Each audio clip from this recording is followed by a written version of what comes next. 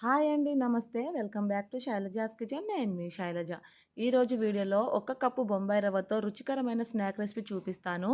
ఇన్‌స్టంట్‌గా చేసుకోవచ్చండి. జస్ట్ 10 మినిట్స్‌లో ప్రిపేర్ చేసుకోవచ్చు.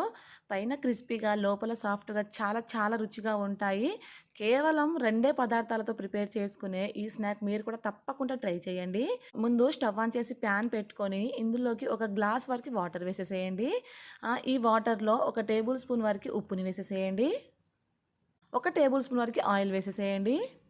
హాఫ్ టీ స్పూన్ వరకి కారం వేసుకోండి. ఈ ప్లేస్‌లో మీరు కావాలంటే చిల్లీ ఫ్లేక్స్ కూడా వేసుకోవచ్చు. ఇలా వేసుకున్న తర్వాత మంట మీడియం ఫ్లేమ్‌లో పెట్టేసుకొని వాటర్‌ని బాగా మరిగించాలి.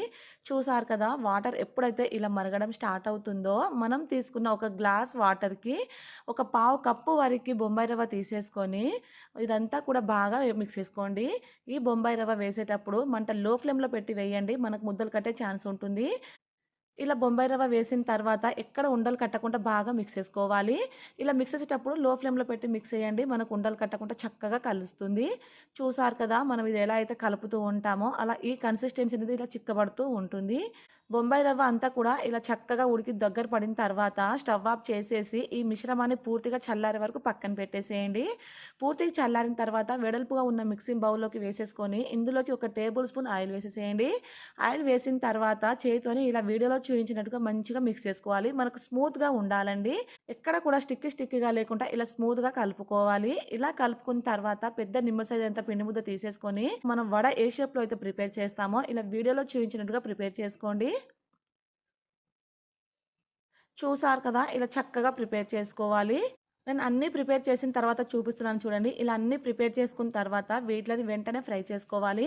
ఫ్రై చేయడానికి కూడా మనం షాలో ఫ్రై చేసుకోవాలండి. స్టవ్ ఆన్ చేసి వెడల్పుగా ఉన్న ప్యాన్ పెట్టుకొని ఇందులోకి 2 లేక 3 టేబుల్ స్పూన్ల ఆయిల్ వేసేసుకొని ఆయిల్‌కి ఎన్ని అయితే ఫ్రీగా ఫ్రై అయితాయో అన్నిగా వేసేసేయండి. ఇలా వెడల్పుగా ఉన్న ప్యాన్ తీసుకుంటే మనం ఎక్కువ క్వాంటిటీలో చక్కగా ఫ్రై చేసుకోవచ్చు.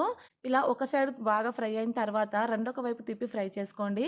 ఫ్రై చేసేటప్పుడు కూడా లో టు మీడియం ఫ్లేమ్‌లో ఫ్రై చేసుకోవాలి. అప్పుడే మనకు లోపటి వరకు చక్కగా ఫ్రై అవుతాయి. కొంచెం నిదానంగా ఫ్రై చేయాలండి. ఇవి ఫ్రై కావడానికి ఒక 10 మినిట్స్ టైం అయితే పడుతుంది. మనకు లోపటి వరకు బాగా ఫ్రై అయితేనే మనకు తినేటప్పుడు క్రిస్పీగా అనిపిస్తుంది.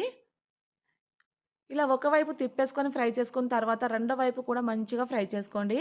మొత్తం మంచిగా క్రిస్పీగా ఫ్రై అయిన తర్వాత ఆయిల్‌లో నుంచి సెపరేట్ చేయండి. అన్నీ కూడా ఇదే ప్రాసెస్‌లో మంచిగా ఫ్రై చేసుకున్న తర్వాత వీటిలని ఒక మిక్సింగ్ బౌల్‌లోకి ట్రాన్స్‌ఫర్ చేసేసేయండి. ఇలా బౌల్‌లో వేసుకున్న తర్వాత ఇందులోకి పెరి పెరి మసాలాని మనకి ఏ సూపర్ మార్కెట్‌లోనే ఈజీగా దొరుకుతుందండి. ఇదొక ప్యాకెట్ వరకు వేసేసేయండి. అంతేనండి. ఇప్పుడు ఇదంతా కూడా బాగా టాస్ చేసేసుకొని సర్వ్ చేసుకోవడమే. టేస్ట్ అయితే నెక్స్ట్ లెవెల్‌లో ఉంటుంది ఫ్రెండ్స్. తప్పకుండా ట్రై చేయండి. ఈవినింగ్ టైమ్‌లో మనకు పర్ఫెక్ట్ స్నాక్ అని చెప్పుకోవచ్చు. ఇలా ప్రిపేర్ చేసుకున్న తర్వాత పిల్లలైతే వదలకుండా తింటారు ఫ్రెండ్స్. మీరు కూడా తప్పకుండా ట్రై చేసి మీకెలా కుదిరిందో కింద కామెంట్స్‌లో చెప్పండి.